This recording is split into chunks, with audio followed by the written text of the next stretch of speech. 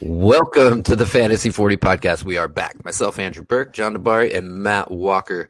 I don't have too much to contribute to this episode today, but I'm just glad to be a part of it. I'm going to sit back, relax, and enjoy. Delete stuff off my social media, like my name's Allen Robinson.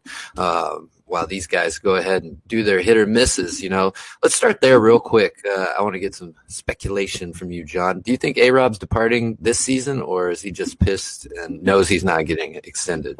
I don't know. That whole thing in Chicago is a disaster. Pace has shit the bed, so it would just be par for the course to trade him away or let him walk just before he gets fired. Speaking of walk, what do you think?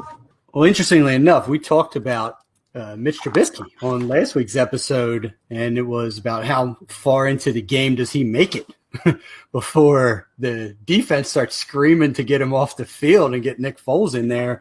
And it seems like Allen Robinson is finally just fed up and wants better and deserves better. But ultimately, it's about money at the end of the day.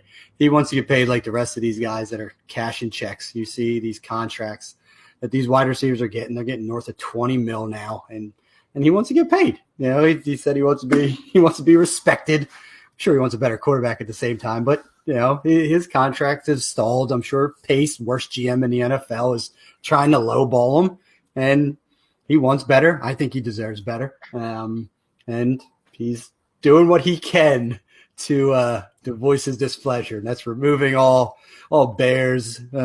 All reference to the Chicago Bears from his social media and the like, and good for him. That's the team. All the players are supporting him. There's an extend AR hashtag out there, so we'll see where it goes. He only can do so much. He is under contract with the Bears, and at present, Mitch Trubisky is the starting quarterback because they won Week 1 because DeAndre Swift dropped a bunny touchdown in the end zone. So this is where we're at. Oh, right in his hands. I saw that live, and I don't own Swift anywhere. For whatever reason, he turned his head. Like it almost like he was looking to get hit by someone. It was that he didn't look the pass in. Like he didn't know he was in the end zone already. Not the way you want to start your NFL career, by costing your team a game. The only way is up, I guess you could say, but it could get a lot worse there in Detroit, giving AP the ball every time. But this is where I'm going to bow out. I'm going to hand it over to you, Walk. Explain what you guys are doing and what you got going. Yeah, well, listen, my son jumped in and then John jumped out, so this is a banner start for this episode. But what we're going to do here and try to make a constant on the 40 is do a hit or miss. John and I suffered through re-listening to last week's episode where I used the term right out of the gate about 47 times. John, I don't know if you remember that. That's why I named the episode right out of the gate. It was painful while I was editing. I'm like, I can't even edit these out because they're too interwoven into the actual content. But I will not say that term again the rest of this season because now we're out of the gate. So it's out of my vocabulary. But we went back and we wanted to focus on some of the hits and misses. Just wanted to show you things we got right, things we got wrong, and what our rationale was behind it. So as we go forward, you can kind of see where we're coming from. So, John, why don't you dive in? Let's focus early on some of the hits, and you talk about some of the hits that you had in particular from last week's episode. Well, the one, just kind of going chronologically the way I had it written out, you had mentioned, Dobbins getting in the end zone and possibly being the top rookie running back. He was running back 13 overall, and he was running back 2 among the rookies with Edwards-Helaire getting ahead of him. So you hit the nail on the head. Dobbins actually saw a decent amount of work. He was on the field for 39% of the snaps at running back, actually led the team. So I don't think a lot of people saw that coming right out of the gate. We were anticipating him kind of being a slow roller, but you called that last week and hit the nail on the head with him. And I believe you said Josh Jacobs has a shot at being running back 1 on the week, and you got that one correct too. Josh Jacobs was running back 1. Yeah, I appreciate that. I mean, listen, J.K. Dobbins got the short yardage touchdowns that, if you asked me ahead of time, I would have said were ticketed for Mark Ingram to receive. But I did think that Jacobs would get I did think that Dobbins would get a lot of burn in the second half of a blowout, which you said that this would be a blowout, and I thoroughly agreed with you. And it was the blowout of all blowouts of the weekend. but Dobbins didn't get a lot of late game burn. He just got 2, goal line carries and converted them. So I think I got away with that one because I thought Dobbins was more going to have like the 100-yard 1 touchdown performance because he got 12 to 15 carries more so than 2 short yardage. But yeah, I'll take the win, John. It counts as a hit at the end of the day. But I was there. And Josh Jacobs, it just set up. I think what I said about him was a DFS smash. But he was one of the higher priced guys. So it wasn't, I don't think, an anomaly. But just that Carolina defense, I think what I said on the episode was that they were the worst run defense of the league last year, and they decided to add a bunch of rookies via the draft. So that just wasn't going to gel in a virtual offseason. So give me Josh Jacobs in a smash spot. And he just delivered not only 3 rushing touchdowns, but they threw him the football. That is what they didn't do last year. Mayock and Gruden both talked about how they needed to get him involved as a pass catcher, and they did it. It was impressive to see Josh Jacobs outscored Christian McCaffrey on the same football field, and I loved every second of it. So yeah, they were 2 of the notable hits that I had as well. So thanks for giving them to me right out of the gate. You also guaranteed a Josh Kelly touchdown, and that popped as well, which I didn't know how that was going to shake out. I mean, we had concerns we'd mentioned. Tyrod in there with Eckler, and he was going to see that volume, and we thought not, especially in week 1, and that came true. That was not a thing that happened. Eckler ended up with 1 target in the passing game, which is a little concerning, and the carries between Eckler and Kelly were split 19 to 12. So Kelly's absolutely involved in the running game right out of the gate. Eckler obviously has his limitations between the tackles, and his big upside was what a good pass catcher he was, but when the shit hits the fan, Tyrod's go-to is going to be to run out of the pocket, whereas Phillip Rivers was to look for the open guy out of the backfield. So this is week 1, pretty concerning for Eckler owners. John, you're not allowed to say right out of the gate. I think we established that early on. So you can't. Yeah, stop saying it. John, you're taking all the things I had written down. You're supposed to say the things that you hit on. So this is probably going to be a lot shorter episode than I anticipated it was going to be. But yeah, that was another thing that I had reference to. And granted, what's his name? Justin Jackson got hurt in the game, which may have been a forebearer to Joshua Kelly getting the work that he did. But I liked Joshua Kelly better than Justin Jackson going in. And I thought it was a bold prediction to say that he was going to score a touchdown. And you agreed with me at the time. He did get the touchdown. He looked good running the ball. Eckler got more carries than I thought. On the episode, I said that he wasn't going to run the ball more than he did last year. I was wrong about that. He got 19 carries. I don't know that he eclipsed that mark last year. He might have, but not with any consistency. That 1 target was what scared the shit out of me about post-Phillip Rivers, Austin Eckler. And as long as Tyrod's under center, I don't know that I see that changing. So temper your expectations about Austin Eckler a little bit. But those were 2 more that I considered hits. I said you had to start Eckler. You put second-round capital on him when you drafted him. He still did well enough. I mean, he with his rushing yards, 84 rushing yards, with that 1 catch, another 3, he got you, 9.7 points in PPR. And it's not the end of the world. But Josh Kelly, very optimistic. If Justin Jackson's injury is of significance, might have uncovered a gem early on with Joshua Kelly because what Anthony Lynn wants to do in that offense, and he wants 2 ball carriers. You saw it. It was Melvin Gordon and Austin Eckler before. Why can't Joshua Kelly get the Melvin Gordon treatment from before? He can. I mean, that's what it is at the end of the day. I love me some Joshua Kelly, and I was giddy when he got into that end zone, and that clock struck for me. So, yeah, I was pretty happy about that. The other thing that I wanted to bring light to is when we were talking about how the slates broke out, and there was a bevy of 1:00 games. There was light 4:00 games. And then we got to those Monday nighters, and I was started to talk about how I was happy there was 2 Monday nighters. And then when we talked about the second game, I talked about how I was unhappy that there was 2 Monday nighters because the second game was going to suck. Well, my hit was that game sucked. The Tennessee-Denver game was disgusting. It sucked from beginning to end, from a real football and from a fantasy football perspective. I mean, was there anyone not named Noah Fant who really returned value? I mean, I know that Derrick Henry volumed his way into some production Yeah. Jonnu. I mean, gosh, I should have said, how dare I not speak well of Jonnu on this podcast? Yeah, the tight ends. But outside of that, the game sucked. And, your guy's boy, Corey Davis. That just further proves my point about how much the game sucked. But it was just a terrible game, beginning to end. So I feel like that was a hit for me. And I'd mentioned at the time too, I believe, that's Tennessee. They play the shittiest brand of football in the NFL. I mean, it's winning. It's good for real football. But boy, oh boy, do they just play unwatchable games, just what they want to do on offense and defense. But in that game, the other thing, a little concerning for A.J. Brown, I mean, I think he'll be okay season long, but they really spread the ball around a lot. Davis had 8 targets. Brown had 8. Humphries had 8. Humphries had 7. Jonnu had 7.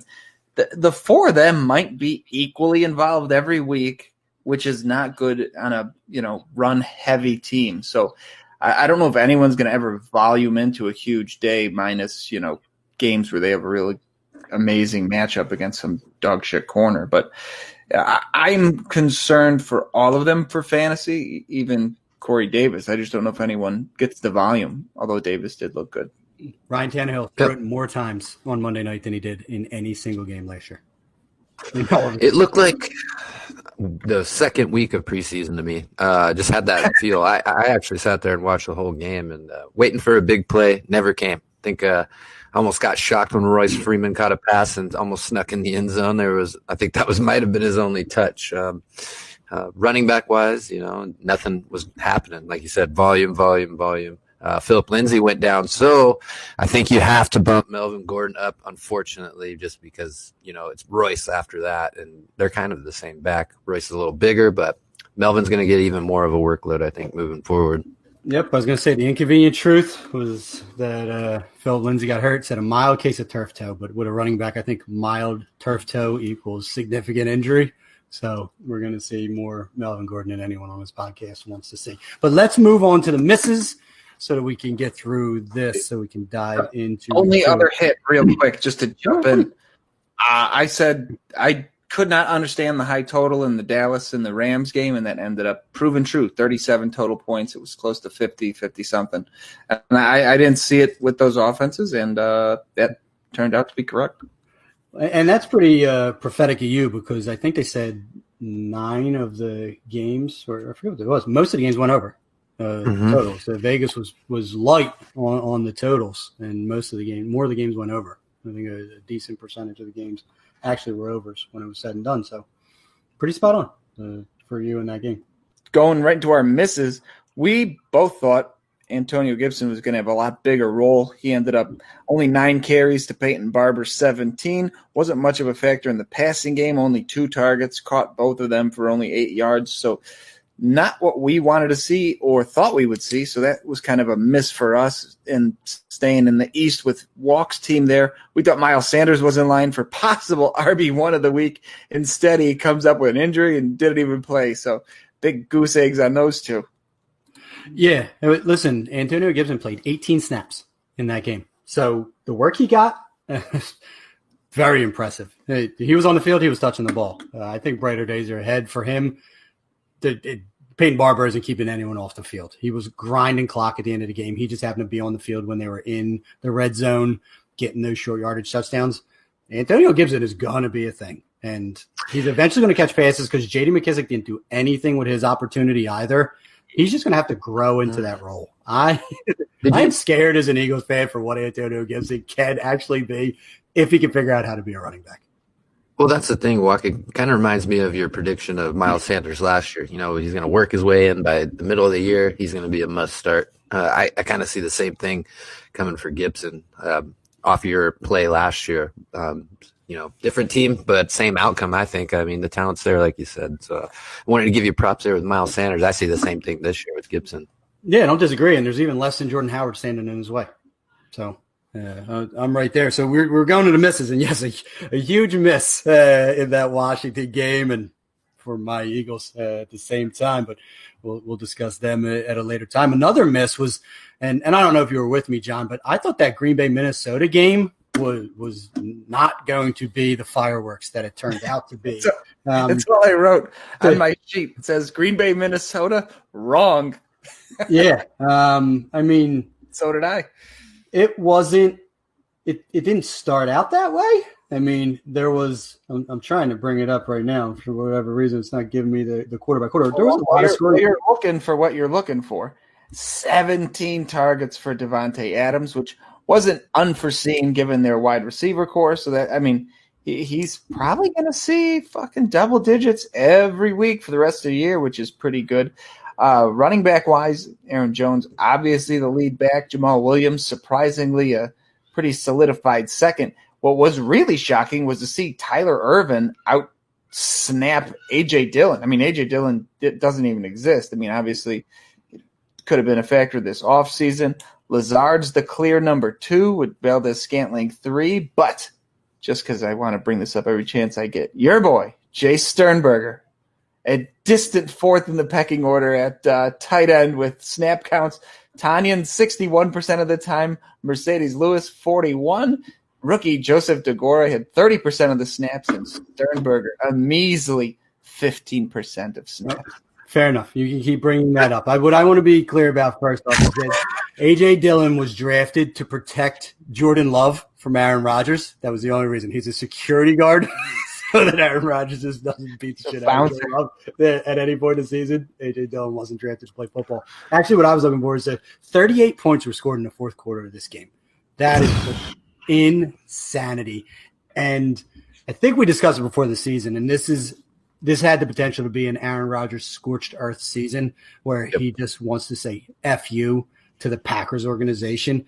And you saw it here today.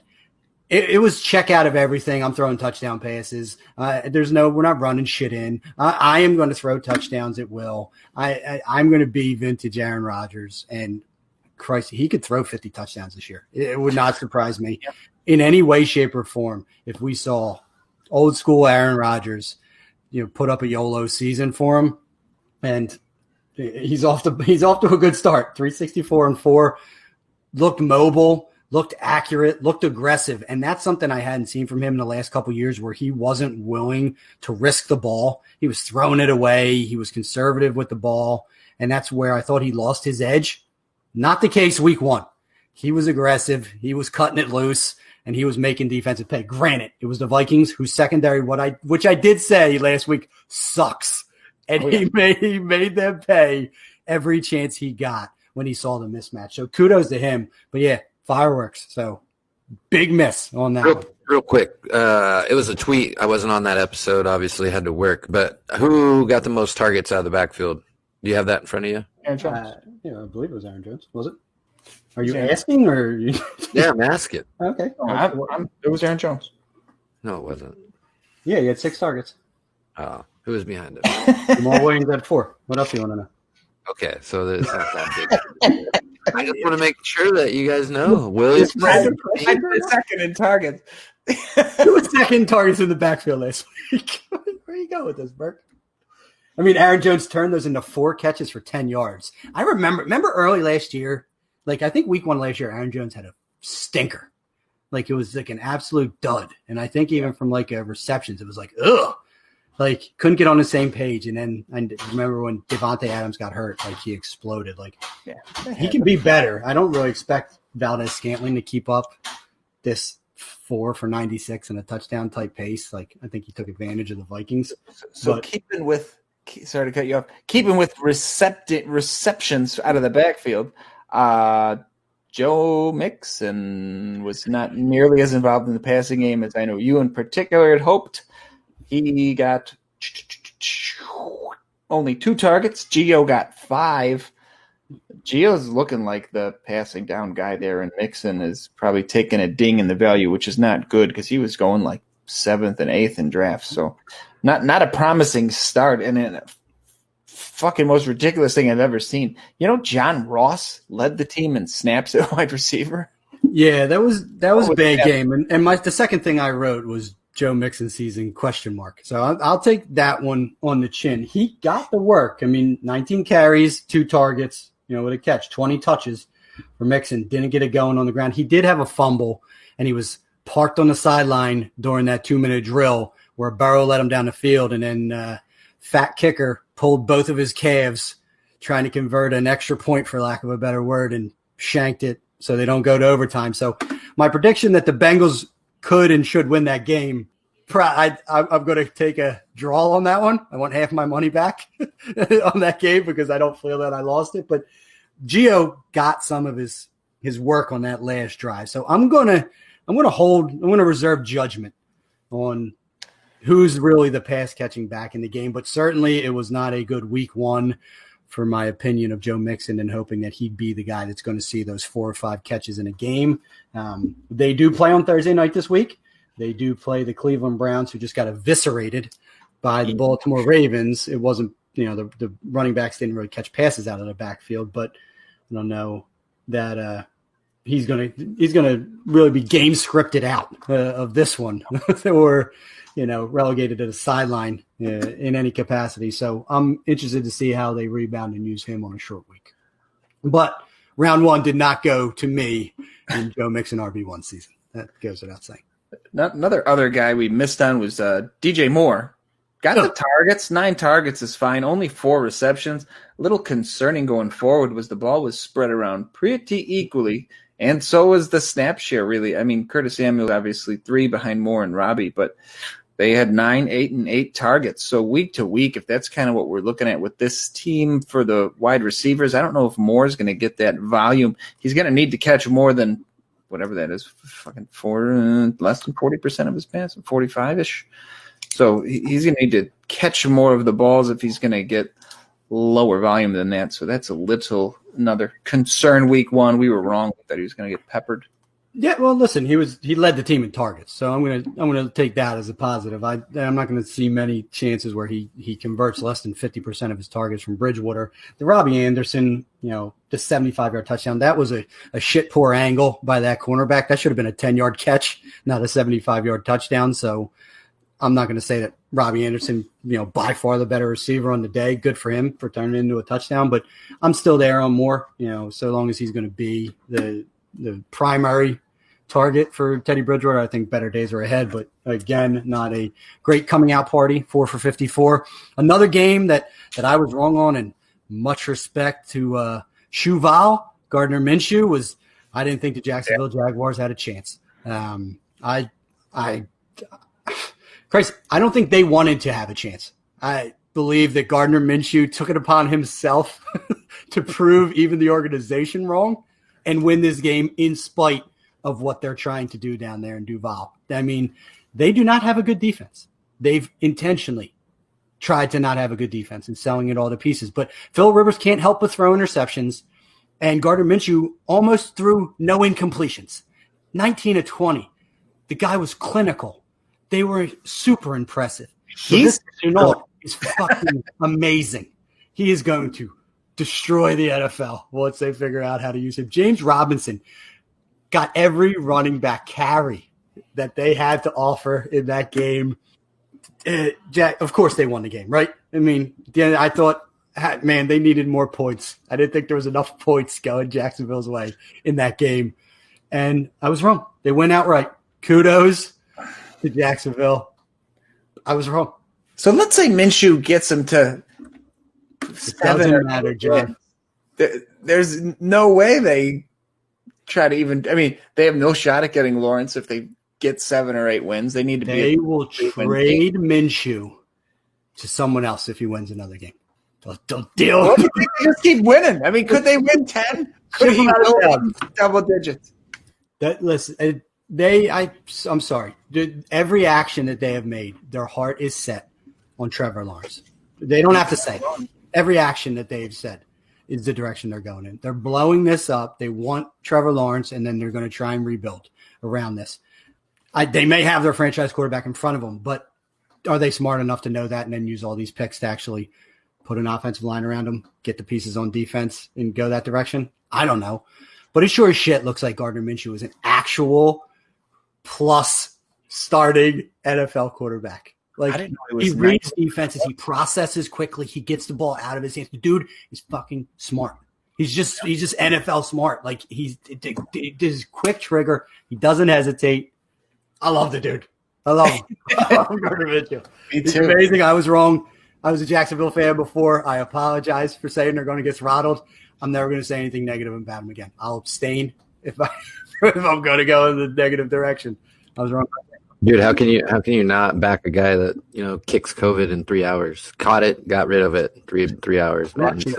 He's above reproach. All right, so that was my mea culpa on the Jaguars. And then there was one more that I wrote, and I touched on it before, but I did say that Cincinnati was going to win the game, and I took a shot at their kicker. I do hope that he's okay with his strength cast, but I do say that at least should have went to overtime, and I do believe the pendulum was swinging in Cincinnati's favor, and the Chargers should have been 0-1, and my new team, the Bengals, should be 1-0 under Joe Burrow. I'm saying, I'm not saying if it came out. He said it was no strains, nothing. It was cramps. So he pulled one of those moves, where, I missed that, better go down. He did not get injured. He's going to be fine. The Bengals already addressed there's no kicker coming in. It was just a cramp. It was just a cramp. The only other miss I got here before we check out, unless you got any more, Walker. Oh, no, fade James Conner, but that's literally an overarching theme of this entire Fantasy 40 podcast. I don't even think we mentioned it, but listen, it's fade James Conner. I mean, that's not a miss. I meant to actually touch that on the hits. It was just I wedged that on the side of my piece of paper, so I'd be remiss if I didn't say that. But the other miss I got at the very end, we were talking about this later games. I said this would be the only game where the Giants had all of their offensive weapons, and Golden State dipped out early. They didn't even make it to week one. Listen, if never have everyone on the field. Well, if Evan Ingram was smart, he would have dipped out early too, because that dude sucked. Dipped out of his stat sheet. Bad as humanly possible. I mean, that dude was, when he wasn't dropping passes, he was blatantly committing offensive pass interference. But your boy Darius Slayton, again, showing up. I mean, against my better judgment, the dude puts out a banger on Monday Night Football. Christ, a doubleheader. And, he always looks like the leader in the clubhouse. But Sterling Shepard still just looks like a better than anyone wants to believe wide receiver. And I think I was the one saying that he's the one. That's your volume. Yeah. Good at everything. Yeah. So, all right. So this is our hits or misses. We are going to recap our previous week again and again and again and again. And the point, folks, is so that you guys start listening to what we have to say, because our hits are better than our misses. You know what our misses are? Our misses are me saying that the Bengals are going to win week one. Who cares? You're not here for odds advice with us. It's a fantasy football podcast. Listen to what we're saying. I told you Josh Kelly was going to score a touchdown. I told you Josh Jacobs was going to be the RB1. He was a fucking RB1. Come on. Listen to the goddamn podcast. Put the players we tell you into the starting lineup, win fantasy football championships. That's all we have to say. Boom. J.K. Dobbins. Christ, he was almost the RB1 on the week. People's bold prediction. No. Statements of facts. If it wasn't for Edward Slayer getting however many carries he did against the terrible Texans defense, almost laid that one up there as well. Goodness. Bench your Browns, no scoring, and Dallas and the Rams. We quite a few off the radar hits, I'd say. Yeah, I wish I was on that show because I definitely would have been pumping Nyheim Hines like I've been all off season. We've been. All right, well, let's see what you bring to the upcoming episode, and then you'll be held accountable next week. No. All right. Well, let's wrap that up. Good job, fellas, on your hits and your not so good on your misses, but we could take the Bengals losing as a miss. So good point, Walker. I like the energy you brought there at the end of the podcast, but let's keep it going. Make sure to listen to next week's predictions for week 2. That should be coming at you shortly. For myself, Andrew Burke, John DeBari, Matt Walker, we're the Fantasy 40, and we are out. Ow! All right. So the plan is to do a short one, kind of recapping. Yeah, let's do a quick hit and miss one. I was just trying to think, let's do something different. So and I'm thinking, Christ, what can we do to, Do you know what I mean? I don't disagree, but seriously, think, at your core, what else is there? And it sort of literally predicting the fucking future. There's nothing harder on that. Yeah, I mean, it's either you're not allowed to pat yourself on the back on Twitter anymore. You're not. It's funny. The fucking guy still hasn't unfollowed me. Block doesn't bother you enough, sir. I don't give a shit. No, block him so he can't see your shit. And then put a tweet out showing that you blocked him. You know what's the worst part is, because I've seen it happen with Andy. Andy does it, And then I don't want his quote tweet with my fucking, Oh, John see, Jabari blocked me because he couldn't take the heat. Like, I don't care enough. I just thought it was funny that the guy, and it, like I said, a tweet I'm clearly fucking around with. oh, see, listen, I want more of that in my life. That's the exact type of interaction that I want. But to each their own. It was a kudos to you.